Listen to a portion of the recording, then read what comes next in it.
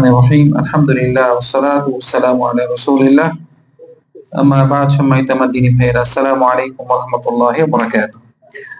আজকে আমাদের রিয়াদুস সালিহিনের 23 নম্বর পর্ব নিয়ে আমরা আলোচনা করব। এখনো এখানে আমাদের ধৈর্য নিয়ে সবর নিয়ে আলোচনা। আজকে যে হাদিসটি নিয়ে আমরা শুরু করব সেটি হলো হাদিস আন আনাস রাদিয়াল্লাহু আনহু, আনাস রাদিয়াল্লাহু আনহু থেকে। প্রথমে আমরা জেনেছি পূর্বে আনাস রাদিয়াল্লাহু আনহু তিনি কে? রাসূল সাল্লাল্লাহু আলাইহি সাল্লামের খাদেম ছিলেন। কত বছর খাদেম? 10 বছর। আলহামদুলিল্লাহ, ওনার তরজমা নিয়ে আলোচনা করেছে। উনি অনেক বেশি হায়াত পেয়েছেন। রাসূল সাল্লাল্লাহু আলাইহি ওয়াসাল্লাম যেন দোয়া করেছেন যে তিনি যেন ওনার হায়াত আল্লাহ, ওনার ধন সম্পদ, ওনার সন্তান আল্লাহ বাড়িয়ে দেন, দোয়া করেছেন এবং ওনার দোয়া রাসূল সাল্লাল্লাহু আলাইহি ওয়াসাল্লাম আল্লাহ দোয়া কবুল করেছেন। উনি অনেক হায়াত পেয়েছেন, ওনার অনেক সন্তান, ওনার নাতি পুতি দেখে গিয়েছেন। তো আনাস রাদিয়াল্লাহু আনহু থেকে হাদিসটি তিনি বলতেছেন যে মাররান নবী সাল্লাল্লাহু আলাইহি ওয়াসাল্লাম বিমরাতিন তাবকি ইনদা কবরিন। রাসূল সাল্লাল্লাহু আলাইহি ওয়াসাল্লাম একদিন একটি মহিলার পাশে দিয়ে গেলেন। ওই মহিলা সে এক কবরের কাছে বসে বসে কান্না করছে, কবরের পাশে বসে কান্না করছে। ফাকালা ইত্তাকিল্লাহা ওয়াসবিরি। রাসূল সাল্লাল্লাহু আলাইহি ওয়াসাল্লাম বললেন মহিলাকে, তুমি আল্লাহকে ভয় করো এবং কি করো? সবর করো। কারণ ওই মহিলার এক সন্তান মারা গিয়েছে, সন্তানের জন্য সে শোকে কি করছে? কবরের কাছে কান্না করতেছে। রাসূল সাল্লাল্লাহু আলাইহি ওয়াসাল্লাম তাকে বলল, তুমি আল্লাহকে ভয় করো এবং কি সবর করো। তখন ওই মহিলা বললেন ফাকালাত ইলাইকা আন্নী ফাইন্নাকা লাম তুসাব বিমুসিবাতি। ওই মহিলা গরম হয়ে বললেন, তুমি এখান থেকে চলে যাও। তুমি কি জানো তোমার কি আমার মতো মুসিবত হয়েছে? আমার যে মুসিবতে তোমার কি এরকম মুসিবত হয়েছে? রাসূলুল্লাহকে ধমক মেরে কথা বললেন। ওয়ালাম তারিফু, মহিলা কিন্তু জানতো না যে রাসূলুল্লাহ। ওনার পিছন দিয়ে এসে বাস বলছে যে তুমি আল্লাহকে ভয় করো। তো মহিলা ওনাকে চলে যেতে বললেন। তো মহিলা রাসূলুল্লাহকে চিনতে পারেনি। ফাকিলা লাহা ইন্নাহু নবী সাল্লাল্লাহু আলাইহি ওয়াসাল্লাম। তখন ওই মহিলাকে বলা হলো যে আপনি যাকে ধমক দিয়েছেন সে কে ছিল? রাসূল সাল্লাল্লাহু আলাইহি ওয়াসাল্লাম। ফাআতাত বাবান নবী সাল্লাল্লাহু আলাইহি ওয়াসাল্লাম ফালাম তাজিদ ইনদাহু বাওয়াবি। তখন ওই মহিলা রাসূল সাল্লাল্লাহু আলাইহি ওয়াসাল্লামের কাছে আসলো এবং রাসূলুল্লাহর দরজার মধ্যে কোনো দারোয়ান ছিল না। রাসূলুল্লাহর দরজার মধ্যে কোনো মানে রাসূলুল্লাহর কাছে এসলো কোনো বাধা ছাড়াই রাসূলুল্লাহর কাছে চলে এসেছে।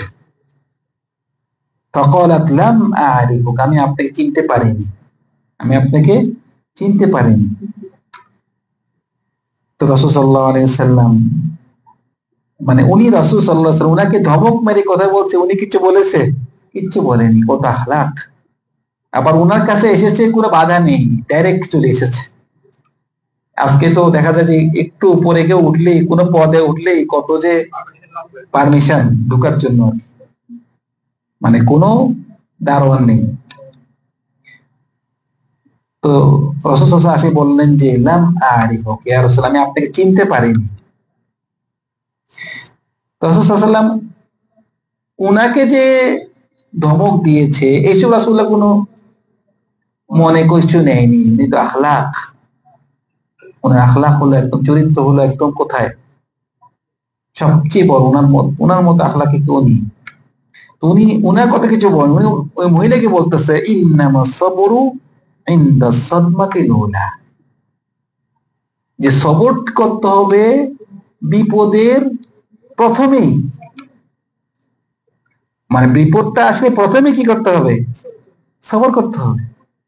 মানে পরে তো সবাই সবর করবে নাকি? আপনি সবর না করে আপনার উপায় আছে ভাই? মানে আপনার কেউ যদি, কারোর যদি কোনো ছেলে মারা যায়, সে যদি অনেক চিল্লা পাল্লা করে কান্না করে, তার কি ছেলে কি জীবিত হয়ে যাবে? তার গাড়ি অ্যাক্সিডেন্ট, গাড়ি পুড়ে গেল, সে অনেক চিল্লা পাল্লা করে, গাড়ি তো আর ঠিক হবে না। কিন্তু আপনি যদি সওয়াব পেতে চান তাহলে প্রথমেই কি করতে হবে? সবর করতে হবে। মুসিবত এসেছে সাথে সাথে ইন্না লিল্লাহি ওয়া ইন্না ইলাইহি রাজিউন, বাস ইন্না লিল্লাহি ওয়া ইন্না ইলাইহি রাজিউন বলবেন, তো শান্তি পাবেন। আল্লাযীনা ইযা আসাবাতহুম মুসিবাতুন ক্বালু ইন্না লিল্লাহি ওয়া ইন্না ইলাইহি রাজিউন। ইন্না লিল্লাহি ওয়া ইন্না ইলাইহি রাজিউন এটি শুধু মৃত্যু হলে দোয়া না, কেউ মারা গেলে এই দোয়া পড়বেন এটা না, এটাও ঠিক আছে, মারা গেলেও পড়বেন। যে কোনো মুসিবত আসবে তখন কি এই দোয়াটা পড়বেন, তখন উলাইকা আলাইহিম সালাওয়াতুম মির রাব্বিহিম ওয়া রাহমাতুহ, তখন আপনার শান্তি আসবে, একদম শান্তি। যে আপনার মুসিবত আসছে এই দোয়াটা পড়বেন, শান্তি। ইন্না লিল্লাহি, মানে আমরা তো আল্লাহর জন্য, আমরা আল্লাহ, আমাদের মালিকানা কে? আল্লাহ সুবহানাহু ওয়া তাআলা, উনার মাল উনি নিয়ে গিয়েছে। সেজন্য অনেক সময় দেখবেন অনেক ভাইরা হাঁটতেছে, দেখবেন একটা হাঁটতেছে যেমন ধরে পট করে উনার পাটা একটা চেয়ারে লাগলো অথবা একটা ইটে লাগলো, ব্যথা পাইলো, তখন চিল্লা চিল্লি করে চেয়ারটা দিয়ে আছাড় মারলো অথবা ইটটা নিয়ে খুব জোরে আছাড় মারলো, ব্যথা কি ভালো হয়ে যায়? না, ব্যথা পেয়েছে সাথে সাথে ইন্না লিল্লাহি ওয়া ইন্না ইলাইহি রাজিউন বলবেন, সওয়াব হবে। হ্যাঁ, তারপরে দিয়ে ইটটা আস্তে করে অন্যভাবে সরাই দিলেন, চেয়ারটা সরাই রাখলেন যেন অন্য কেউ ব্যথা না পায়। কিন্তু আপনি চিল্লাপাল্লা করবেন তো লাভ হবে না। প্রথমেই কি করতে হবে? সবরটি প্রথমেই করতে হবে, পরে না। এটা আমরা জানতে পারলাম একটা, যে সবর আসলে সবর প্রথমেই আপনি কি সবরটি করতে হবে। তারপরে যে হাদিসটি এনেছেন আবি হুরায়রা রাদিয়াল্লাহু আনহু থেকে, আমরা আবি হুরায়রা রাদিয়াল্লাহু আনহু খবরও তরজমাও জেনেছি যে তিনি হলেন যে সাহাবাদের মধ্যে সবচেয়ে বেশি হাদিস রিওয়ায়াত করেছেন, প্রায় 5000-এর বেশি হাদিস রিওয়ায়াত করেছেন আবি হুরায়রা। ওনার নাম আব্দুর রহমান বিন সাখর আদ-দাউসি, আব্দুর রহমান বিন সাখর ওনার নাম। তিনি বলতেছেন আন্না রাসূলুল্লাহ সাল্লাল্লাহু আলাইহি ওয়াসাল্লাম ইয়াকুল, মানে ইয়াকুল আন্না রাসূলুল্লাহ সাল্লাল্লাহু আলাইহি ওয়াসাল্লাম قال, রাসূল সাল্লাল্লাহু আলাইহি ওয়াসাল্লাম বলেছেন ইয়াকুলুল্লাহু তাআলা, এটা হাদিস কুদসি। মানে যদি হাদিসে বলা হয় ইয়াকুলুল্লাহ তাহলে কি এটা মানে কি হাদিস কুদসি। আমরা জানি কোরআনটা কার কথা? আল্লাহর কথা। হাদিস কার কথা? রাসূলের কথা। হাদিস কুদসি হলো আল্লাহর কথা কিন্তু রাসূলুল্লাহ বলতেছেন, এটা কি বলা হয়? হাদিস কুদসি। আল্লাহ বলেন, এটা অনেকগুলো হাদিস আছে। এভাবে আমি ইনশাআল্লাহ চেষ্টা করব যে হাদিস কুদসি নিয়ে শুধু আরেকটি আমাদের পর্ব করার জন্য, ইনশাআল্লাহ যদি তৌফিক দান করে। তো এখানে আল্লাহ সুবহানাহু ওয়া তাআলা বলতেছেন যে মালি আবদিল মুমিন ইনদাহু জাযাউন ইযা ক্বাবাতু সাফিয়াহু মিন আহলি দুনিয়া থুম্মা ইহতাসাবাহু ইল্লাল জান্নাহ, রাওয়াহুল বুখারী। যে বলতেন যে আমার বন্দার জন্য আমি পুরস্কার রেখেছি কি? জান্নাত। পুরস্কার কি? জান্নাত। যদি আমি তার কোনো প্রিয় ব্যক্তিকে আমি কবজ করি, তার কোনো প্রিয় ব্যক্তিকে যদি আমি নিয়ে যাই, প্রিয় ব্যক্তি আমাদের দুনিয়াতে আমরা সবচেয়ে আমরা পছন্দ করি আমাদের সন্তানদের, আমাদের সন্তান, আমাদের ভাই বোন অথবা আমাদের মা বাবা, আমাদের মোটামুটি আমাদের প্রিয় যারা আছে, আমাদের প্রিয় ব্যক্তি কাউকে যদি এই দুনিয়াতে আল্লাহ সুবহানাহু ওয়া তাআলা নিয়ে যায়, প্রিয় ব্যক্তি চলে যাওয়া এটা অনেক বড় একটি মানে বড় মুসিবত মানুষের উপরে। অনেক বড় সবর, অনেক বেশি সবর করা দরকার, বিশেষ করে মানুষের যখন নাকি তার সন্তান দুনিয়া থেকে বিদায় হয়ে যায়। কারণ মানুষের পিতা মাতা এটা আল্লাহ সিস্টেম, যারা নাকি বৃদ্ধ হয়ে যায় দুনিয়াতে চলে যায়, কিন্তু আপনার সন্তান আপনার আগে দুনিয়াতে চলে যাওয়া এটা কিন্তু অনেক কষ্ট, সবরের দরকার, অনেক বড় একটা সবরের ব্যাপার। তো বলছি তার যদি কোনো নিকটতম ব্যক্তি, তার কোনো প্রিয় ব্যক্তিকে যে আমি দুনিয়া থেকে নিয়ে যাই এবং সে সবর করে, তার জন্য আমি কি রেখেছি? জান্নাত রেখেছি। সবরটি ভাইরা খুবই প্রয়োজন।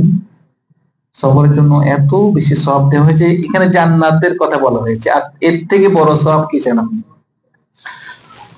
আচ্ছা, আমরা খুব তাড়াতাড়ি যাচ্ছি, এখানে আমাদের হাদিস বেশি করে হাদিস যেন আমরা নিতে পারি। তারপরে যে হাদিসটি এনেছেন হাদিস আয়েশা রাদিয়াল্লাহু আনহা। আয়েশা রাদিয়াল্লাহু আনহা উনি কি আমাদের মা। রাসূল সাল্লাল্লাহু আলাইহি ওয়াসাল্লাম যতগুলো বিয়ে করেছেন সবাই কি ছিল? সবাই মুমিনিন, সবাই বিবাহিত ছিল, পূর্বে বিবাহ হয়েছে, একমাত্র আয়েশা উনি কন্যা ছিলেন, কুমারী ছিলেন। ওই একমাত্র উনি কুমারী ছিলেন, আর সবাই কি বিবাহিত ছিল, হয় বিধবা ছিল অথবা তালাকপ্রাপ্ত ছিল, একমাত্র আয়েশা রাদিয়াল্লাহু আনহা ছাড়া। এবং উনি এমন একজন মহিলা, রাসূল সাল্লাল্লাহু আলাইহি সাল্লামকে যখন প্রশ্ন করলো আপনার কাছে সবচেয়ে প্রিয় ব্যক্তিকে, উনি কি বলেছেন? আয়েশা। এবং আয়েশা রাদিয়াল্লাহু আনহা তিনি গর্ব করতেন যে রাসূল সাল্লাল্লাহু আলাইহি ওয়াসাল্লাম আমার বুকে মাথা রেখে মারা গিয়েছে। আল্লাহু আকবার। মানে এর থেকে কত বড় সম্মান যে রাসূল সাল্লাল্লাহু আলাইহি ওয়াসাল্লাম ওনার বুকে মাথা রেখে মারা গিয়েছেন। আর আয়েশা রাদিয়াল্লাহু আনহা মানে শিয়ারা বলে উনি কাফের। আস্তাগফিরুল্লাহ। আর উনার কথা কোরআন মজিদে আল্লাহ সুবহানাহু ওয়া তাআলা আয়াত নাজিল করেছে উনার উনার সম্বন্ধে, উনাকে পবিত্র, উনাকে নিয়ে কোরআনে অনেকগুলো আয়াত আল্লাহ নাজিল করেছে। আয়েশা রাদিয়াল্লাহু আনহা উনি ছিল অনেক বড় একজন ফাকিহা, মুহাদ্দিসা, অনেক বড় আলেম ছিলেন। সাহাবারা ওনার থেকে অনেক ফতোয়া জিজ্ঞেস করতেন আয়েশা রাদিয়াল্লাহু আনহা। এবং উনি অনেক হাদিসও রিওয়ায়াত করেছেন, প্রায় 2000-এর বেশি হাদিস রিওয়ায়াত করেছেন আয়েশা রাদিয়াল্লাহু আনহা। তো উনি বলতেছেন যে আন্নাহা সাআলাত রাসূলুল্লাহ সাল্লাল্লাহু আলাইহি ওয়াসাল্লাম আনিত তাউন, উনি তাউন সম্পর্কে রাসূল সাল্লাল্লাহু আলাইহি ওয়াসাল্লামকে প্রশ্ন করলেন। তাউন হলো প্লেগ রোগ। কি রোগ? প্লেগ রোগ, অথবা যে কোনো মহামারী রোগকে এটাকে ধরা যায়, হয় প্লেগ রোগ অথবা কি যে কোনো মহামারী রোগ। মহামারী রোগ তো বুঝেন আপনারা, আমরা তো কিছুদিন আগে করোনাতে যারা নাকি জানতো না তারা বুঝে গিয়েছে। মানে মহামারী রোগ হলো এক এক এলাকাতে আসবে, ওই এলাকার সব ধ্বংস হয়ে যাবে, সবাইকে নিয়ে যাবে। এটা সাহাবাদের সময় এবং বিভিন্ন কমের হয়েছে যে একই গ্রামে আসছে কলেরা। কলেরা একটা এরকম আপনার মহামারী রোগ। কিছুদিন আগে ছিল আমাদের করোনা। তো ইসলাম ধর্ম দেখেন কি সুন্দর আমাদেরকে একটা নিয়ম বাতিয়ে দিয়েছে। বলতেছেন যখন আয়েশা রাদিয়াল্লাহু আনহা তিনি এই তাউন সম্পর্কে, প্লেগ রোগ সম্পর্কে অথবা মহামারী রোগ সম্পর্কে রাসূল সাল্লাল্লাহু আলাইহি ওয়াসাল্লামকে প্রশ্ন করলেন, রাসূল সাল্লাল্লাহু আলাইহি ওয়াসাল্লাম বলেন ফাআখবারাহা আন্নাহু কানা আযাবান ইয়াবআসুহু আল্লাহু তাআলা আলা মান ইয়াশা। রাসূল সাল্লাল্লাহু আলাইহি ওয়াসাল্লাম বললেন যে এই প্লেগ রোগ অথবা এই মহামারী রোগটি এটি অতীতে ছিল একরকম আযাব। এটা কি একরকম আযাব, বিভিন্ন দলের উপরে, বিভিন্ন কওমের উপরে আল্লাহ পাঠাতো একরকম কি আযাব, মানে এই দলটা পুরো ধ্বংস, ওরাকে সব ধ্বংস করে দেওয়া। কিন্তু এখন এটাকে কি বানানো হয়েছে? ফাজআলাহু আল্লাহু তাআলা রাহমাতান লিল মুমিনিন। এটাকে এখন কি বানানো হয়েছে? মুমিনদের জন্য রহমত। মুমিনদের জন্য এটা কি? রহমত। فليس من عبد يقع في الطاعون فيمكث في بلده صابرا محتسبا يعلم أنه لا يصيبه إلا ما كتب الله له إلا كان له مثل أجر الشهيد। الله أكبر। রাহুল বুখারী, ইমাম বুখারী হাদিসটি উল্লেখ করেছেন যে এই প্লেগ রোগ অথবা এই মহামারী রোগটা মুমিনদের জন্য কি? রহমত। বলছে যে কোনো একজন মুমিন সে যেখানে আছে সেখানে যদি এই প্লেগ রোগ দেখা দেয় অথবা এই মহামারী রোগ দেখা দেয় এবং সে ওই জায়গাতে বসে থাকে, যায় না, মানে পালায় না, যেখানে আছে সেখানে কি থাকে, এবং সে সবর করে এবং সওয়াবের নিয়ত করে এবং সে মনে করে যে আমাকে যা লেখা হয়েছে সেই হবে। অনেক সময় দেখেন এই মহামারী রোগ, যে গত কয়েক বছর আগে যে করোনা হয়েছে, অনেক ডাক্তার, অনেক নার্স যারা নাকি সারাক্ষণ কাজ করছে এই করোনা রোগ এসে, অনেক সময় দেখা যায় ওদের কিচ্ছু হয়নি। অনেক সময় অনেক ভাইরা অনেক দূরে ছিল, তাদের হয়ে গিয়েছে, কিন্তু অনেক নিকট ব্যক্তিরও দেখা যায় হয়নি। এটা আল্লাহর হাতে। সেজন্য কেউ যদি মনে করে সে কোন এক জায়গাতে আছে, ওখানে যদি ওই মহামারী রোগ দেখা দেয়, সে যদি সবর করে থাকে, ওই জায়গা থেকে না পালায় এবং সে মনে করে আল্লাহ যা লেখছে সেই হবে, এই মনে করে থাকে, এবং তার যদি ওই রোগটি হয়ে যায় এবং সে যদি মারা যায়, তাহলে কি হবে? তাকে কিসের মর্যাদা দেওয়া হবে? শহীদের মর্যাদা দেওয়া হবে। আল্লাহু আকবার। সেজন্য আমাদের ইসলাম ধর্ম দেখেন, বর্তমানে যে যখন নাকি করোনা হয়েছিল, তখন এয়ারপোর্ট বন্ধ, সফর করা যায় না, একখান থেকে একখানে যাওয়া যায় না। কেন? আমাদের ইসলাম ধর্ম দেখেন আজকে থেকে 1400 বছর আগে রাসূল সাল্লাল্লাহু আলাইহি ওয়াসাল্লাম বলে দিয়েছে, এই প্লেগ রোগ অথবা এই মহামারী রোগ যদি কোনো জায়গায় হয়, তোমরা সেখানে যাইও না। দেখছেন? মানে কোন জায়গায় হয়, আপনারা কি যাবেন না, যাও। কিন্তু যদি তোমাদের দেশে হয়, তোমরা সেখান থেকে বাইর হইও না। কারণ আপনি পালাচ্ছেন, আপনার ভিতরে এমন ভাইরাস ঢুকে গিয়েছে, আরেকখানে যাবেন, তাহলে ওই গ্রামও শেষ। সেজন্য মহামারী রোগ যদি কোনোখানে দেখা দেয়, নিজে যাবেন না, কারণ ওখানে গেলে আপনি নিজে ধ্বংসের দিকে পাঠিয়ে দিচ্ছেন, যাওয়া যাবে না। আবার আপনি যেখানে আছেন সেখানে যদি থাকে, ওখান থেকে কি বাইরে হওয়া যাবে না, নিষেধ। তো কিন্তু কেউ যদি থাকে এবং সে সবর করে এবং সওয়াবের নিয়ত থাকে তার, সে যদি মারাও যায় এই মহামারী রোগে, প্লেগ রোগে, আল্লাহ সুবহানাহু ওয়া তাআলা তাকে শহীদের মর্যাদা দান করবে। তো এগুলো সব হলো সবর নিয়ে কথা। কথা হলো সবর করতে হবে এবং কি করতে হবে? সওয়াবের আশা করতে হবে। যদি শুধু সবর করেন আপনি, ঠিক আছে, আপনি সওয়াব পাবেন, কিন্তু সবর করে আবার সওয়াবের আশা করা, এটা আরো উপরে। যে সবর করা আবার সওয়াবের আশা করা, আলোচনা আপনাকে এটা সবর দেয়। তো এই ছিল আমাদের 23 নম্বর পর্ব। আল্লাহ সুবহানাহু ওয়া তাআলা আমাদের সবাইকে বেশি বেশি সবর করার তৌফিক দান করুন। সাল্লাল্লাহু আলা সাইয়্যিদিনা মুহাম্মদ ওয়া আলা আলিহি ওয়া সাহবিহি আজমাইন। আসসালামু আলাইকুম ওয়া রাহমাতুল্লাহি ওয়া বারাকাতুহু।